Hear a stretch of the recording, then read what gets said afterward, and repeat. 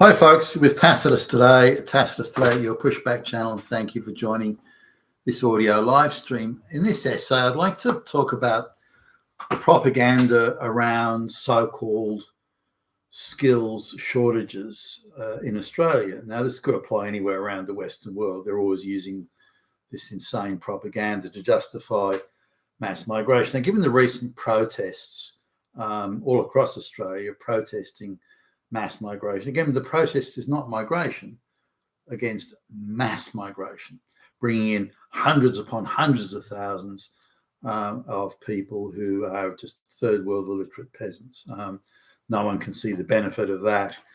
And bringing these people in through affirmative action programs and quota programs, displacing local Australians with these recent arrivals who have no skills and no qualifications, and who in a proper competitive employment market wouldn't have a snowball's chance of getting a job.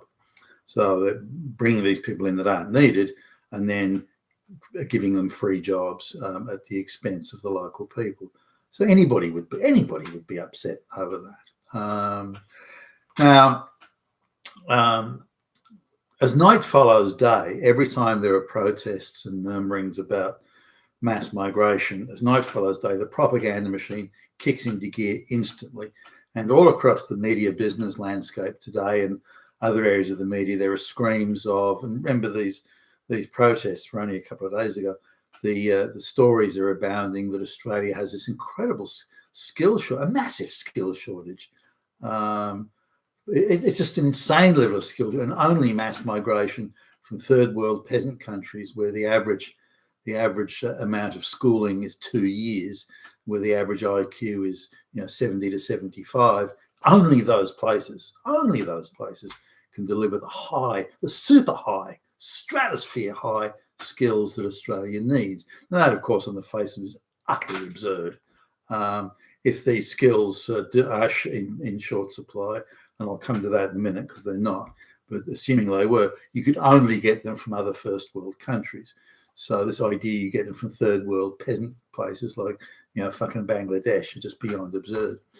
So anyway, let's have a look at this. There's various organisations, the Organisation for the Upskilling of Australian Workers and the Organisation for Turning Australia into a Powerhouse of Technology, and all these sorts of organisations. And they have said that Australia will have a shortfall of 1,000 billion workers and skilled workers, and there won't be enough people.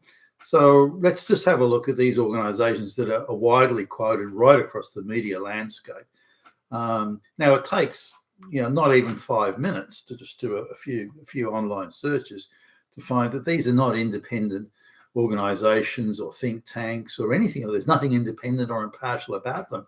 Their sole commitment, their primary commitment, the purpose for which they're created was to promote mass migration from third world countries into first world countries. So this idea that they're somehow the authority on shortages of skills, the supposed shortage, is just, again, beyond ridiculous. Now, I wouldn't mind if the media article said, and partisan group funded by activist NGOs with a commitment to mass migration into Australia says that the skills shortage, everyone could dismiss it out of hand. But they don't do that. They put these organisations up as supposedly the authority on, and they're just objective academic organisations that are really telling it as it is. And so, well, it's not true. They're activist goon hacks. There's nothing fucking impartial about them. They're just pumping out bullshit propaganda narratives to assist and support mass migration from third world countries into the first world. So let's go and look at numbers now. There's a claim that in advanced manufacture, this is an area of advanced, the upper end of the value add scale of manufacturing. There's a claim that there's 25,000, today, 25,000 skilled technicians that are required right now, and there's a shortage of them. The economy can't grow. The economy is stagnating. Things are going backwards. I mean, we're all gonna die unless this. And so, well, stop the fucking hysteria. Can we just look at this now? They're talking about, and when you pick up, you've got to do a little bit of reading here, but well, they play around with numbers, and again, it's all narrative and propaganda. It's all bullshit. It's really annoying, but the media reports it as fact. You know, the experts have spoken. You're right. Now, what there's a new level of AI assisted, manufacturing machines in the advancement. Sort of the, I don't know, I'll just use generic terms here, but in the rocket science end of the manufacturing sort of process, and the machine operators for those machines. Now the technology is brand new, pretty much brand new, so that these so-called skilled operators don't exist anywhere in the world. So this idea that there's magically a shortage of 25,000, when you start to pick it apart and look at what they're saying, is that, again, when you pick it apart, and you can only see it in the sort of the fine print, is that as this new technology rolls out in Australia, there's going to be a need for approximately, so they claim, a need for approximately 25,000 of these supposedly highly skilled machine operators, and that's the thing. But that's a projection over the next 2 to 3 years as the uptake of this technology sort of gets more widespread. Now, certainly in the past, I've noticed they between sort of 60 and 70% overestimate. So if they say 100,000 workers are needed, then the reality is probably about 30,000 workers would be needed. So they overinflate, hyperinflate the numbers based on these bullshit projections that they make. I mean, for example, you could say this, but anything, if it never rains in Australia for the next 10 years, millions of people will die from thirst. Okay, sure. Has that ever happened in the history of the world? Whether 10 years, no, well, no, but if it did, that's what would happen. So they have these insane, like as in total mindfuck type projections that they come up with, and then say, well, this is the reality, when it's not. And you look at the numbers they're inventing, and you think, well, that's ridiculous. Why is anyone even repeating or printing that? Yet again, the media uncritically just puts it straight through and into print without putting any caveats on it. That here rabid activists claim that, then you write it off. But no, they're part of the propaganda. The media is part of the propaganda narrative pushing. Now, let's suppose that there was or is or about to be a shortage of these top-end machine operators. Now, at the advanced manufacturing, at this top-end manufacturing level, it's pretty much all, 95, 99% of it's in the first world. It's not in the third world. The majority of people who are in play, a few little sort of sections around the world that are involved in it at this level of advanced manufacturing, were educated in the West anyway. So, but there's hardly any of them around the world. And if you did want to get people in any quantity, you'd have to go to another first world country. In this particular instance, Germany has got the most of them. So why wouldn't you go to Germany? I don't know if there's any people that aren't white that are, so it's white people in first world countries. If there was indeed such a shortage, or there's going to be, then you would have to go and get white people from first world countries, not IQ 70 peasants from the third world.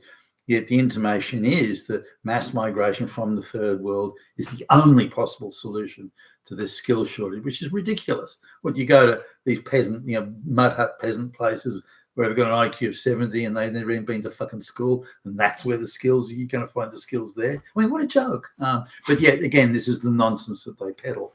And if you accept it uncritically based on the headlines and the screaming headlines, and that'd be it. Now, another sleight of hand they use, again using projection type methods, is they say that the demand for electrical engineers will increase by several 100% in the coming years, say the next 5 years. Now, whether it will or not is another matter. I doubt it strongly. They just, it's pure speculation. They've got nothing to base that on. They're just pulling a number out of their ass and saying, well, it could increase. Demand could increase by hundreds of percents. Now, if it does increase by that amount, then Australia needs 25,000 more electrical engineers by tomorrow or the next day. And there just aren't enough university places in the country to educate that many kids. And there's a time lag anyway of like 5 years or so. So even if they increase the intake today, still be 5 years before you'd see the outcome, like qualify.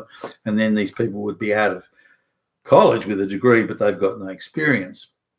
So somehow electrical engineers, first world standard electrical engineers, not the bullshit from the third world where you get people who can't even read and write, you're given degrees, so where are you going to go to get these electrical engineers with experience? So they're talking about, in order to be useful, they've got to have a degree and 5 years experience, minimum 5 years experience. So they're saying that even if Australia took radical action today, it'd still be 10 years before you could have experienced electrical engineers and that quantity available in the workforce. So again, the only place you can go is basket case economies, where you're going to get the IQ 70 illiterate peasant out of the mud hut and say, oh, you're an electrical engineer. It's just not going to happen that way. Now, again, when you pick apart the numbers, they're assuming a massive increase in demand for electrical engineers. Then they're working backwards from that and saying there will therefore be a shortage. No, there won't be. There is no shortage in electrical engineers. And if there was, then action could be taken.